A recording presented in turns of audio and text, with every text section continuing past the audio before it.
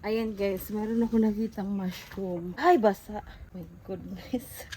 Nabasa pa yung medyas ko. Bakit? Patuyuin natin. May nakita akong mushroom dito banda sa may mga manok. Kunin natin. Sayang ito. Medyo madami. Medyo lang. So, eto guys. So, pakita ko sa inyo.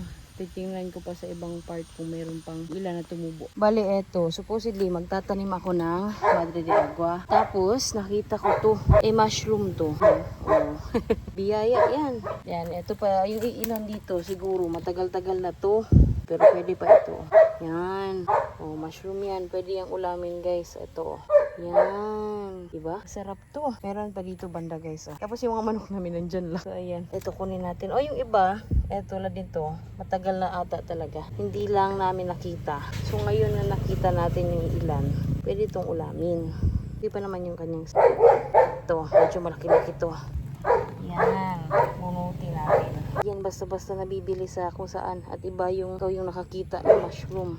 Pero pa sa labas, oh, ito natin ipadaan. Ayan. Sa labas, wala ada. Parang wala na. Yung iba siguro, kinain ng mga pato. Dami kasi naming pato dito. Gigi, hilom. Napay mushroom.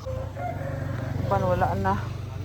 Oh, dili man ako nakita banda sa kung ano. Hanapin natin doon sa kabila, guys. Tanom na kuning Madre de Agua ba? Kung daghan po ba? O, dagko. Pag yun.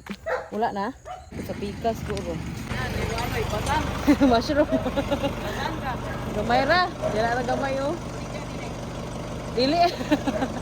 Nari mo palit ani di ay. Di baligyan mo. Wala diri na. Ora gid guro tutong ni Agi. Yo re kanang sa ilalom di siya sa yuta mo tubo no. Diri ang katon diri lagmit nato ni tubo gang pero naigo siya sa kuan ba. Diri o banda.